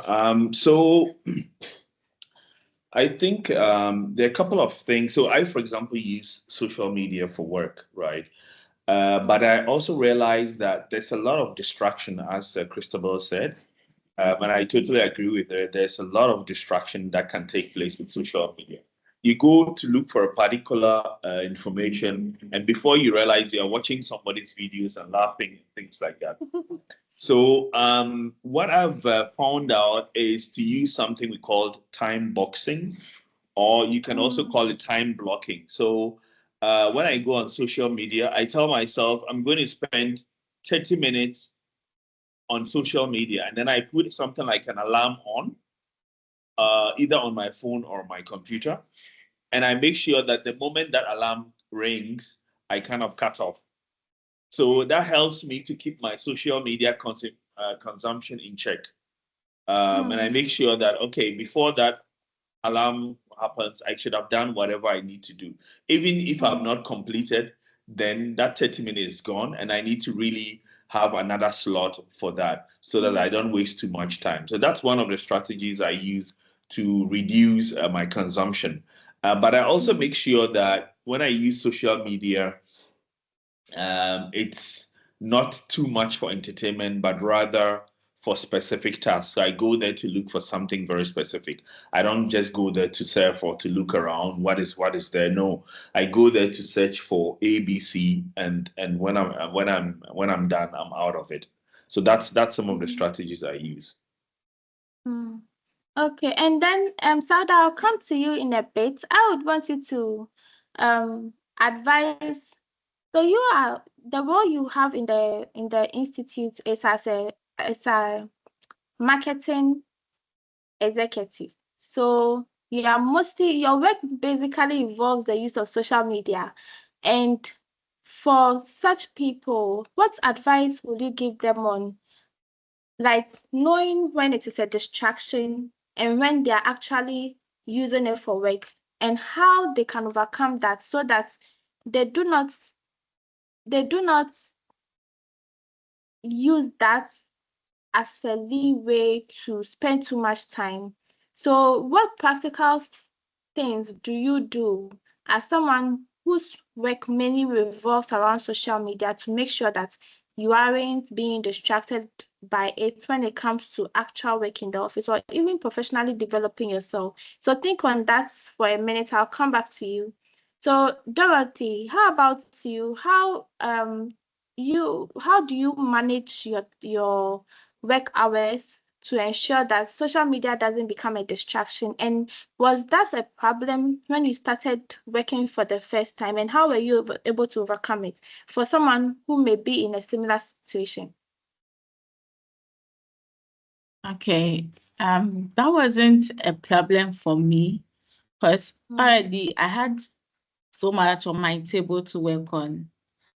I was treated like not a national service personnel, but a professional working. So I had no time to check maybe a WhatsApp notification. I'll check, answer, and then get back to work. But then there have been times that I felt distracted. I'm going to check this WhatsApp message, and then I end up on people's status, and then watching time go, time go, time go, time. Yes. What I haven't really measured that when I'm watching, I'll be like, hey, Dorothy, you're going too far, and then I come back. Initially, I remember someone saying in the office that we mute our ringtones or our notification bells so that we don't get distracted. And I'm like, if I mute them, what if a message comes from my boss or my superior to do this? How will I know that this message has come in? I feel it can be regulated as well. So if you know that a message or WhatsApp is a means of communication for your work, you minimize it. So you check and then go back on track. You check, answer, go back. But if you feel you have nothing to do or you have less tasks, why not? As Alex said, you can set time for yourself, watch a bit, and then get back on track. Wow. Okay. And Sauda, so to the question I asked, as someone whose work revolves around the use of social media, how do you regulate it so that it doesn't become a distraction but remains as a tool for your work? And yes, how do you do that so that other people listening can also learn from it? So for me, how because I spend my time on the media doing my work, the constant notifications and streams of updates that pops up on my phone can sometimes draw my focus out of the reason why I got on that app in the first place. So how I manage to overcome that and make my time more productive is by making use of the do not disturb option on my phone, because it really helps a lot. It silences all your notifications and keeps you productive. It doesn't distract you or limit your access to why you're on the app in the first place. So yes, it's either I make use of the do not disturb or turn off my internet completely to aid that I finish my work on time. Yeah, because it's easier for you to lose track of time. It makes you less productive if you can't manage your time. And it's all about discipline too. So if you're not disciplined, you can't do that. Wow. And one thing I would like to add to it is, usually when you rely on your phone especially for WhatsApp, because the nature of our work means that some task or a question can be asked on WhatsApp and you need to answer immediately to aid in decision making.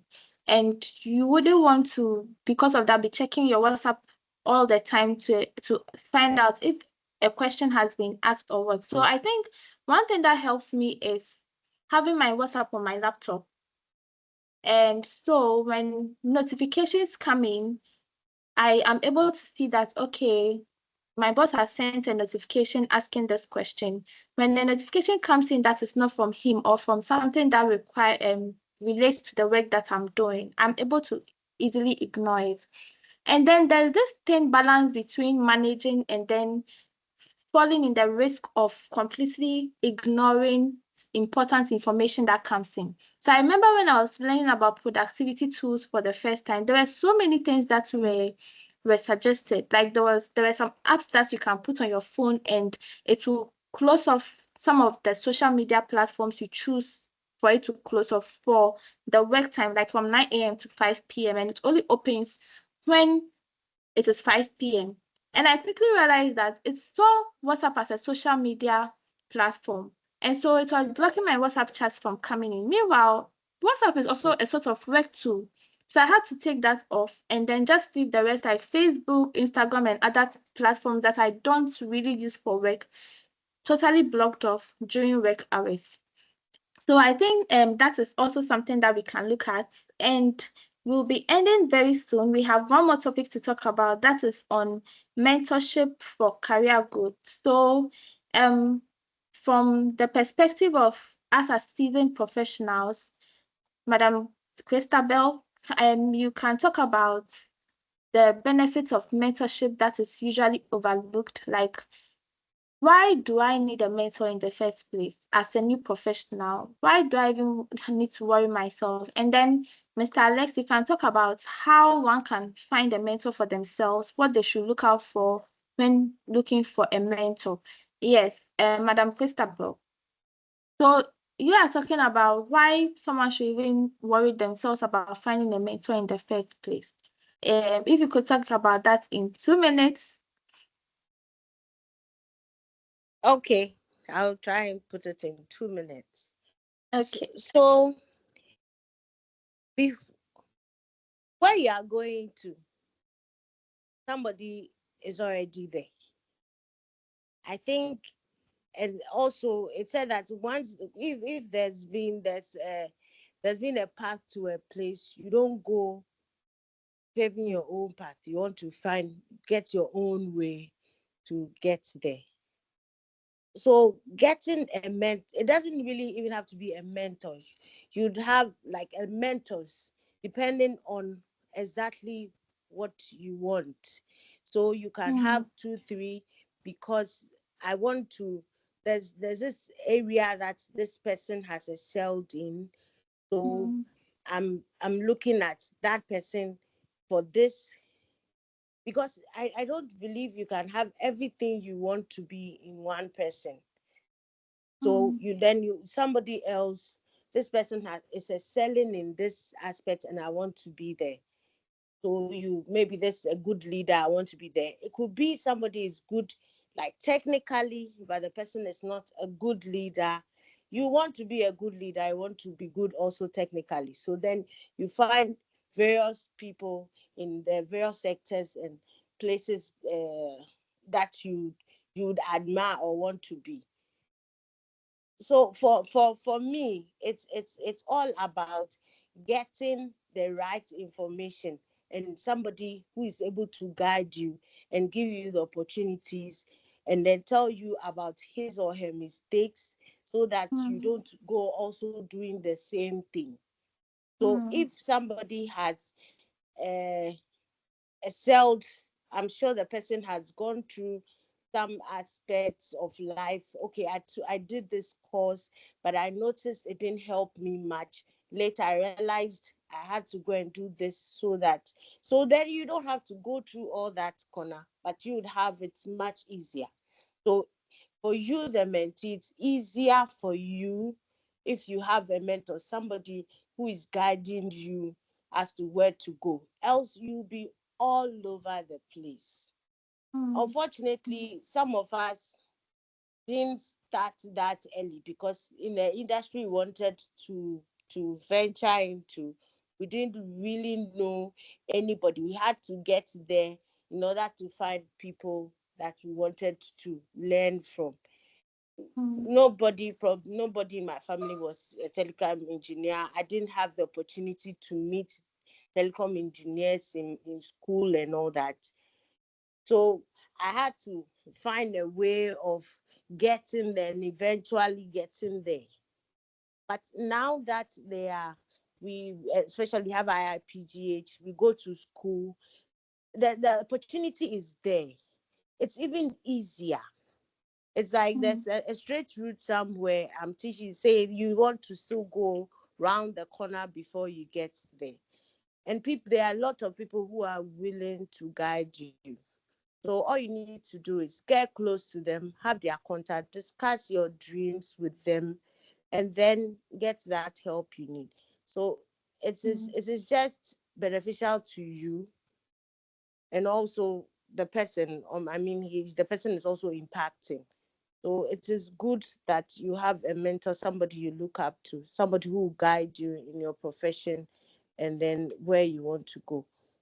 So yes, that's what I have to say on it.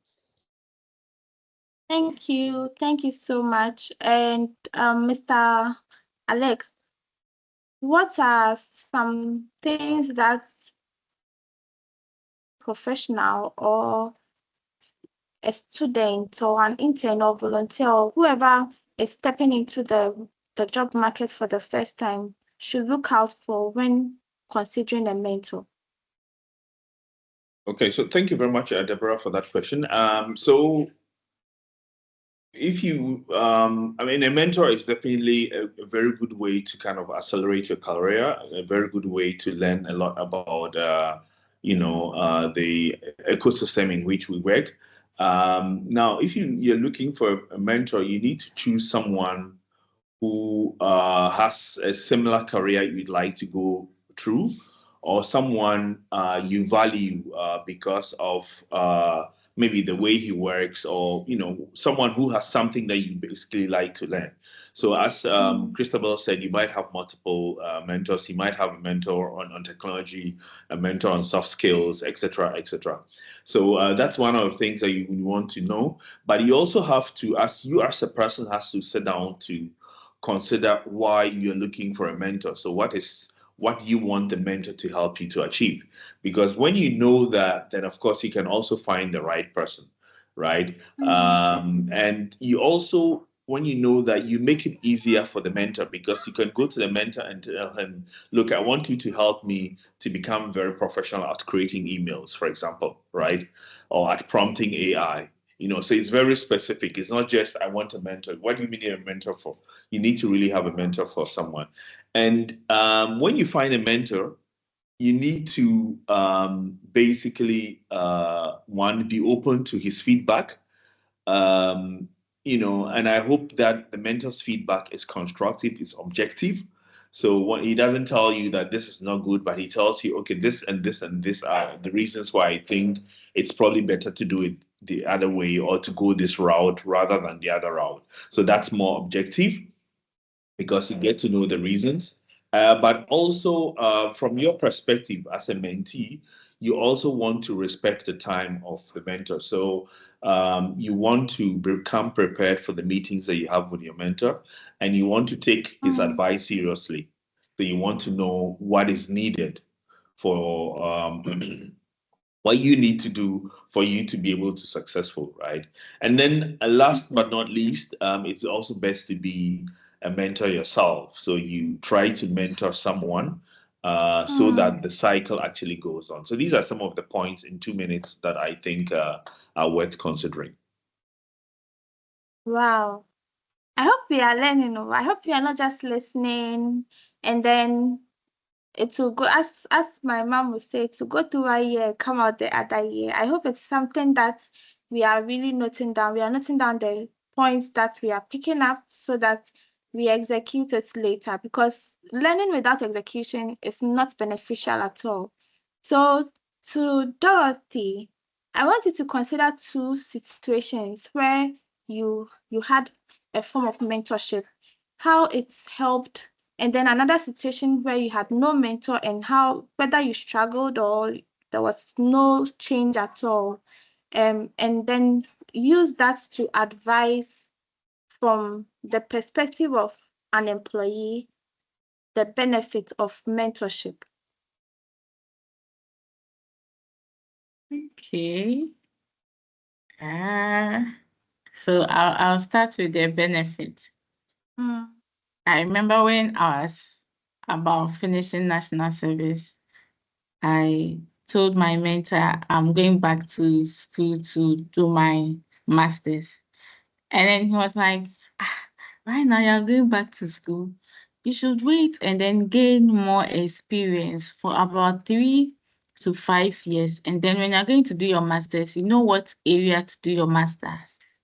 Right now, as you're going, what area are you going to do your master's? Yeah, in between education and technology or in IT. So what at all are you going to do right now? And then I thought that was a great advice. I would have just gone to do my master's and not really knowing exactly what I'm going to do, or per se, I'm going to do master's because I need to do my master's, something like that. And I thought that advice really helped me. And then the other, the other. I don't Well, we could. really.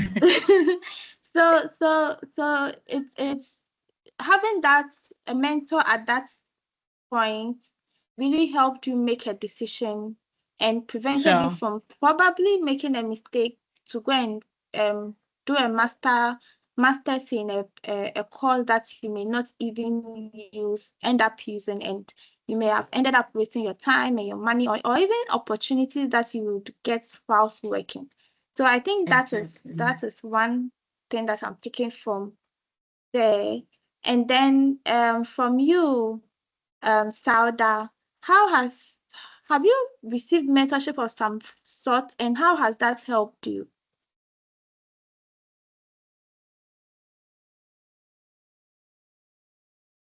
In my life now, I don't think Yeah. I've had any mentorship yet. I take inspiration from myself assistants now, but Okay. moving forward, I really should have mentors in my life that can guide me every step of my life. So we hope for the best moving forward. Wow, I'm really happy this evening because if not anything at all, at least one of us has seen the benefits of some of the topics that we've talked about and has made it a point to do something about it going forward. So before we end, we'll pick our final words from each one of us in 1 minute. The discussion that we've had so far, what is your final word of advice, or your final word to the people listening to us, the target audience, that's the new professionals, the interns, the volunteers, those now coming into the industry, and then to employers, because you also have some perspective there. So we'll start from Madam Christabel, your final words, and then Mr. Alex, and then Dorothy, and then Sauda. Okay, so my final word will be to the new entries. So I will say that be humble enough for feedbacks, work on them, and learn. Be willing Okay. to learn. Mm. It Okay. helps. Okay. Thank you for keeping it short. And then Mr. Alex, a question just came in. It's asking, is mentorship a defining factor of greatness and success in an industry or field? So whilst giving your last words, maybe you can quickly answer that too. I think, yeah, mentorship definitely shows that you're humble because you are actually accepting that somebody knows something that you probably would not know or does not know. So that shows humility, but it definitely shortens your success cycle because, as I think it was Christabel that said it, when you have a mentor, it's like going a path that somebody has gone already. So all the dangers on that path, your mentor will tell you, and you would avoid them, right? Instead of falling into those pits, so to say, you can avoid those pits. So it actually makes you get to your destination faster. So it's definitely a good thing to have a mentor or to have mentors. And I think one has to really take it serious and work along with it. Maybe for me, that's probably one of the mistakes I did, maybe I've done in the past when I started to work. I was more concentrated on technology, getting to know technology, but it's not too much about, it's not always about what you know, it's about who knows you and what the person can help you to achieve. So in that case, I would say networking is important. Having a mentor is also important. And these are some of the traits that you need to have. The soft skills is important. Christabel mentioned something like being punctual. Technical skills are important. Being able to basically use the Microsoft tools that everybody uses anyways. I think about 90% of the enterprise uses some sort of these Microsoft tools, which are very popular: Word, Excel, PowerPoint. So let's also try to get the basic knowledge on that. Let's be able to use that to actually differentiate ourselves from the others. Others will come back to us to kind of learn, how do you manage to, why is it that you can manipulate Excel and we are not able to manipulate? And this would be, or for example, be a chance for you to also mentor someone. Yeah. So these are some of the things. It's hard work, but hard work does not kill you. It makes you smarter. So let's open ourselves to that. Thank you. Dorothy, final words? So I would say they should stay curious, be able to adapt, and their attitude will open more doors for them than their skills alone. Yeah. Attitude is you. really important, right? Attitude, Yes. attitude, yes. And Sauda, your final words? I'll just say that we should learn to manage our time properly, sorry, and then be disciplined.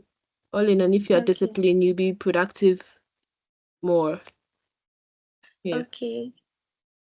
Wow. And the time, where did the time go? We've come to an end of our discussion. We have learned a lot about mentorship, about the benefits of volunteering and interning before you even step into the job market, about emailing techniques, about a whole lot. And the beneficial thing is that this session was recorded. It will be put on my YouTube page. So in case you joined in late or you were involved in some other activity whilst listening, and so you were not able to catch all the nuggets, or even if you listened from the beginning, one thing about learning is when you go back and then go over it, you are learning and you go over it again, it takes better than just going through one. So I would encourage us all to check out the video on our YouTube page. It will be posted there by end of day tomorrow. So to go back and then watch it and then assimilate it well and then make it a point to put it into action. Because if you do not make it actionable, then there was no point in even listening to it at all.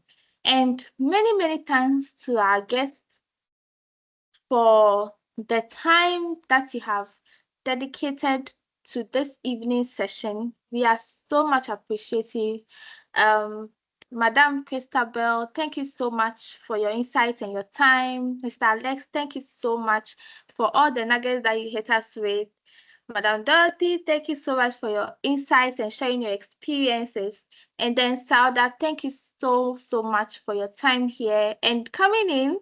In fact, the sacrifice you had to make to come in. Thank you so much. And then sharing your insights. I'm sure today we've really learned a lot. And thank you all. Thank you all so much for coming to our maiden session of Beyond the Degree Life. And you should be looking out for it happening more frequently as the year proceeds. And yeah, thank you. Thank you so much. Have a great evening, everyone. Okay. You're Thank you welcome. too for having Thank us. you Thank you. too. Bye. Enjoy your evening. Bye. Bye You bye. too. All the best. Thank Bye. Have a good you. evening. Okay. Thank you. Good evening.